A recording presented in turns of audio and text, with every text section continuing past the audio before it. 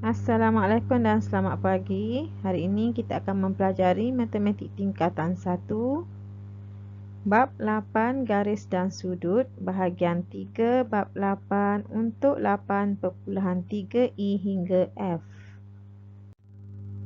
8.3 sudut yang berkaitan dengan garis lari dan garis rentas lintang. Kita akan sambung kembali untuk 8.3 I.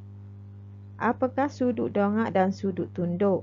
Di sini kita akan mempelajari konsep sudut yang sangat penting dalam bidang ukur tanah. Juru ukur tanah menggunakan sudut untuk menentukan jarak. Antara sudut yang diukur ialah sudut dongak dan sudut tunduk. Seterusnya kita akan mempelajari 8.3 F. Bagaimanakah anda menyelesaikan masalah? 8.3 I. Apakah sudut dongak dan sudut tunduk?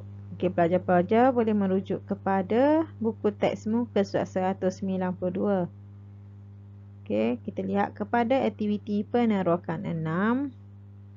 Daripada gambar raja menunjukkan titik A dan juga titik B berada pada aras yang berbeza. Di sini kita akan mempelajari sudut dongak dan juga sudut tunduk. Kita lihat yang pertama. Apabila seseorang melihat objek pada aras yang lebih tinggi, sudut antara arah penglihatannya dengan garis mengufuk disebut sebagai sudut dongak. Kita lihat pada gambar rajah di bawah. Di sini menunjukkan sudut A ialah sudut dongakkan burung itu daripada penglihatan Jeffrey. Untuk lebih memahami untuk sudut dongakkan, jadi daripada garisan mata kita akan membina garis mengufuk. Di sini kita akan membina garis mengufuk dan seterusnya kita lihat kepada objek ke atas. Dan di sini akan menunjukkan sudut dongakkan, iaitu garis mengufuk dengan melihat objek ke atas, dan sudut dongakkan ini ditandakan dengan A. Seterusnya kita lihat kepada yang kedua.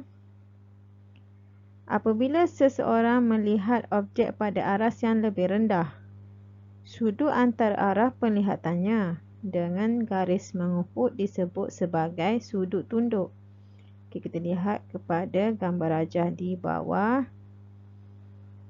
Sudut B ialah sudut tunduk kucing itu dari penglihatan Kim. Untuk memahami dengan lebih lanjut untuk sudut tunduk, jadi kita akan bina garis mengufuk daripada mata pencerap, iaitu penglihatan mata Kim, dan seterusnya membina garis ke arah objek ke bawah. Dan kita tandakan dengan sudut dinamakan sudut B. Maka sudut B ialah sudut tunduk kucing itu daripada penglihatan Kim, iaitu garis mengufuk daripada arah mata pemerhati ke arah objek, menunjukkan sudut mengufuk dan ditandakan dengan B. Kita lihat kepada contoh. Raja di sebelah menunjukkan kedudukan Dewi dan Umi di dua buah bangunan pada tanah mengufuk. Lukis dan labelkan A. Sudut A yang mewakili sudut dongak Umi dari Dewi. B. Sudut B yang mewakili sudut tunduk Dewi dari Umi. Kita lihat kepada gambar rajah yang diberi. Kita lihat di sini Dewi dan juga Umi berada pada aras yang berbeza. Jadi untuk penyelesaian bagi soalan A, kita lihat kepada penyelesaian. Gambar rajah di sini. Kita lihat kepada soalan. Kita di sini sudut A yang mewakili sudut dongak Umi dari Dewi. Jadi kita akan ambil perkataan dari Dewi. Apabila dari Dewi, kita letakkan garis mengufuk. Kita gariskan pada Dewi adalah garis mengufut. Okey, di sini. Dan seterusnya kita lihat kepada soalan. Dari Dewi mewakili sudut dongak Umi. Jadi menuju ke arah Umi. Okey, dan kita tandakan dengan huruf A. Okey, di sini adalah sudut yang diwakili oleh sudut dongak Umi dari Dewi. Okey, untuk menjawab soalan B, kita lihat kepada penyelesaian. Okey, di sini kita ambil cluenya, iaitu sudut B yang mewakili sudut tunduk Dewi dari Umi. Okey, jadi kita akan ambil daripada perkataan dari. Okey, kita gariskan perkataan dari. Dari Umi maksudnya kita akan menuju ke Umi. Okey, di sini adalah Umi dan kita lukis satu garisan mengufuk pada Umi. Dan Umi mewakili sudut tunduk Dewi, Umi ke Dewi. Okey, dan kita tandakan dengan huruf sudut B. Okey.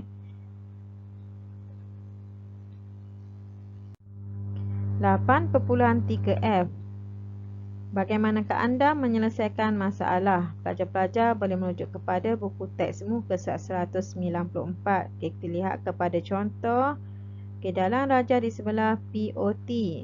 Okay, di sini POT. QOU. Okay. PQR. Dan juga VOR. VOR merupakan garis lurus. Okey, cari A, cari nilai X. Okey, di sini X.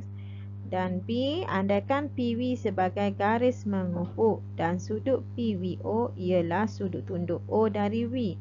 Cari sudut dongak P dari O. Okey, jadi sudut dongak kita akan ambil perkataan dari O. Dari O di sini menuju ke P. Maka di sini adalah sudut yang dicari. Okey, kita lihat kepada penyelesaian. Okey, yang pertama A, sudut QOS sama dengan sudut PQO. Okey, kita akan ambil gambar raja yang terlibat. Okey, kita lihat di sini sudut QOS. Okey. Okey, yang ditandakan dengan hijau bersamaan dengan sudut PQO. Okey, yang ditandakan dengan hijau yang bernilai dengan 110 darjah dan dinamakan sudut selang-seli. Okey, kita lihat di sini. Sudut ini adalah berbentuk Z, adalah merupakan sudut selang-seli, iaitu 110 darjah. Okey, untuk mencari nilai X, okey, kita mesti merujuk kepada sudut yang terlibat, iaitu sudut QOR dan juga sudut PVR. Okey, QOR dan sudut P. Okey. Okey, di sini V V dan juga R. Okey, sorry, cikgu tandakan dengan huruf V. Okey. Okey, di sini adalah sudut, di sini adalah sama. Okey, ini dinamakan sudut sepadan. Okey. Dan nilainya kalau kita lihat di sini adalah 62 darjah. Okey, sudut yang ditandakan di bawah. Okey, untuk QOR. Okey, bernilai sama dengan sudut di atas, iaitu 62 darjah.